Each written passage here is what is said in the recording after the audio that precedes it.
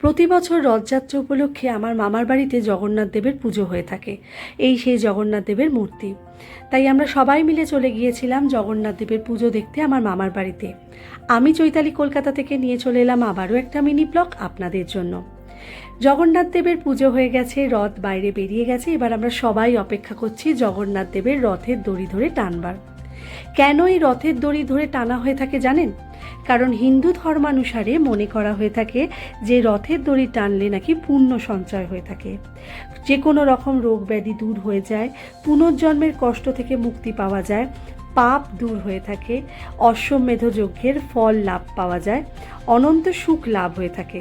তাই আমরা রথের দড়ি টেনে থাকি এবং সেই দৃশ্যই আপনাদের সঙ্গে শেয়ার করছি, যেখানে সবাই একবার না একবার করে রথের দড়ি ধরে টান দিচ্ছে। আমার মামার বাড়িতে প্রত্যেক বছরই রথযাত্রা উপলক্ষে জগন্নাথ দেবের পুজো হয়ে থাকে এবং খুব বড় করেই পুজো হয়ে থাকে, ঠাকুরকে ভোগ দেওয়া হয়ে থাকে এবং তারা খুবই জগন্নাথ দেবের ভক্ত। পুরীতেও যে যায় তারা প্রত্যেক বছর। এই হচ্ছে আমার বোনের ছেলে, ও খুব ছোট্ট, ও এবছর প্রথমবার রথের দড়ি ধরে টান দিয়েছে। সেই দৃশ্য আপনাদের সঙ্গে শেয়ার করছি। ও প্রথমে বুঝতে পারছিল না যে কিভাবে টানবে, তো তারপরে আস্তে আস্তে ও নিজে চালিয়েছে রথের দড়ি ধরে। আমার ছেলেও রথের দড়ি ধরে টান দিয়েছে।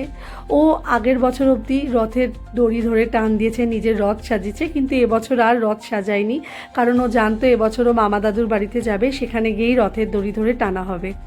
তো যাই হোক, আমরা একটা খুব সুন্দর সন্ধে কাটালাম, জগন্নাথ দেবের পুজো দেখলাম, ভোগ খেলাম, সবাই একসঙ্গে মিলিত হলাম। এটাই তো আনন্দ, তাই না?